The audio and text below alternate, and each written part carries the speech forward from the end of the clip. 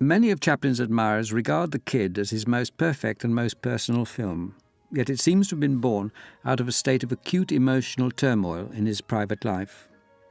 In October 1918, Chaplin had compromised himself into a hasty marriage with a 17-year-old actress, Mildred Harris. The couple had little in common, and Chaplin's personal boredom and frustration resulted in an acute creative block. He later wrote, "I was at my wit's end for an idea." Mildred became pregnant, but gave birth to a malformed boy who died after only 3 days. Chaplin evidently suffered acute trauma from this loss. But the responses of the creative mind are unpredictable.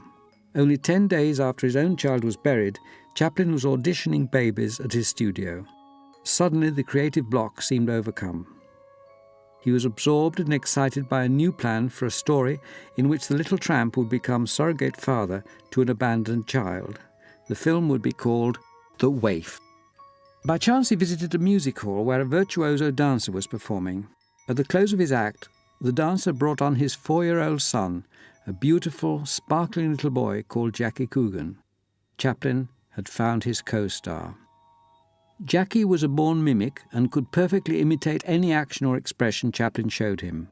This made him the perfect collaborator. Chaplin was the supreme and sole creator of his films. His colleagues all agreed that if he could have done so, he would have played every part in every film himself. Failing this, he looked for actors and actresses who could and would faithfully and unquestioningly copy precisely what he showed them. In Jackie Coogan, he found his ideal actor.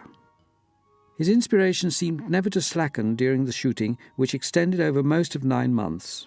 The only interruption was when Chaplin took a couple of weeks off to knock out a cheerfully uncomplicated comedy, A Day's Pleasure, to calm his distributors, who were desperate at the slow delivery of new pictures. Chaplin never seemed more dogged in his characteristic quest for perfection than in making The Kid. He patiently shot scenes again and again until he was fully satisfied. In the end, he had filmed more than 50 times the length of film that appeared in the finished picture. Such a shooting ratio, it was precisely 53:1, was far higher than for any other film he ever made. The Kid is perhaps Chaplin's most potent marriage of comedy and high emotion. The story relates how an unmarried mother abandons a baby which is found and unwillingly adopted by the tramp.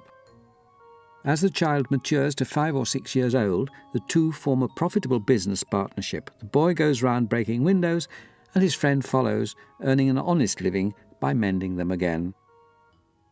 The tramp ferociously opposes the efforts of social workers to take the boy into public care, and finally he is reunited with his mother, now a successful opera singer.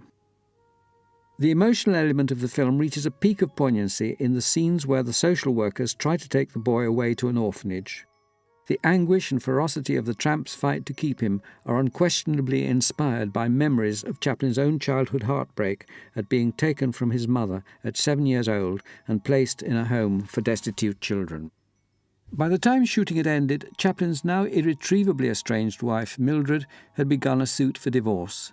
Terrified that her lawyers would try to seize the Kid, Chaplin and his most faithful associates fled California. The film was edited in secret in a hotel in Salt Lake City and an anonymous studio in New York. There were to be further financial problems with the distributors, but when The Kid was finally released in February 1921, it was an instant triumph. Everywhere it was shown, perhaps the greatest triumph of all Chaplin's career. Jackie Coogan, at 7, became a world celebrity, honoured by princes, presidents and the Pope himself when he embarked on a European tour. He enjoyed a brief film career as a child actor, but, as Hollywood wits declared, senility hit him at 13 years old. As a young adult, he found himself penniless. His mother and stepfather had mismanaged his childhood earnings, and what little money was left was eaten up in legal battles. The one good outcome was that Jackie's much publicised problems led to the introduction of a law to give financial protection to child performers, and to this day it is known as the Coogan Act. In later life, Jackie, once the most beautiful child in the world, achieved very different new fame as the nastiest of old men, Uncle Fester in the TV series The Addams Family. All this, though, was still hidden in the far-off future in 1921, when the kid gave Chaplin the only true co-star of his career and brought both Chaplin and the child to an unparalleled peak of world fame and affection.